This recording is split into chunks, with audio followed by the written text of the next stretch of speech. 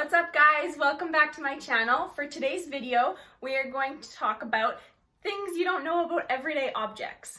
In grade 6, I had to take a computer class, so I learned this a while back, but I know that some people don't know still, so I thought this one would be kind of cool to talk about. For computers, there's actually indented keys on where to put your index fingers, so you know where to reset your hands when you're typing. I know on my computer at least, I don't have the indents, but I actually have two little bumps, the J and the F. It actually has two little indents there so that when you're typing, you don't have to look down at the keyboard. You can reset your hands so they're in the proper position on you. This next item is actually inside your car. So for those of you who drive, next time you guys go out to your car, look at your gas gauge, and next to your gas symbol, there will be a little arrow pointing either on the left or on the right, and it just lets you know where your gas is on the side of your car. So I know that sounds a little bit self-explanatory, but like I personally didn't know this one, and I know it's useful if you were to rent a car and you're going to fill up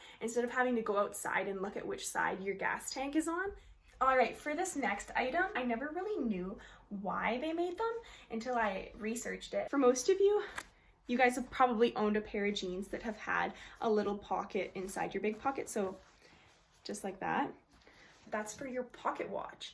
So in the past, people used pocket watches, but I don't know that many people who use pocket watches nowadays. So I thought it was kind of like neat and kind of weird that they still do this.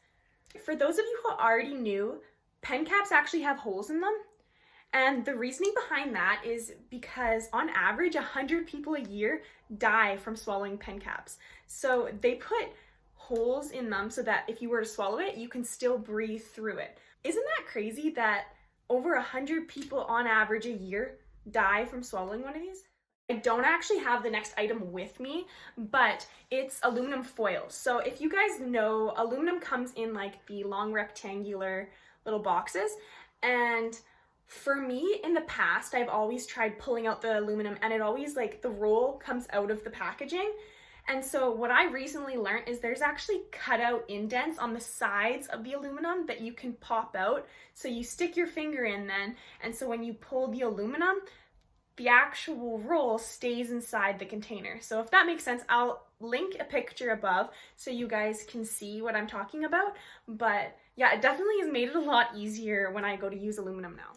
For those of you who have bought shirts and gotten the little plastic baggie with like a button in it and some extra fabric, that's exactly what I thought it was. I thought it was if you were to get a hole in your clothing, you'd have this extra piece of fabric that you could fix your clothing with.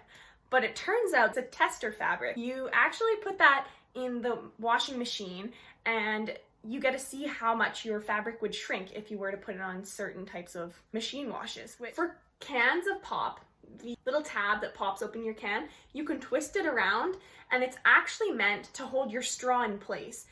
Well, those are all the items I have for today.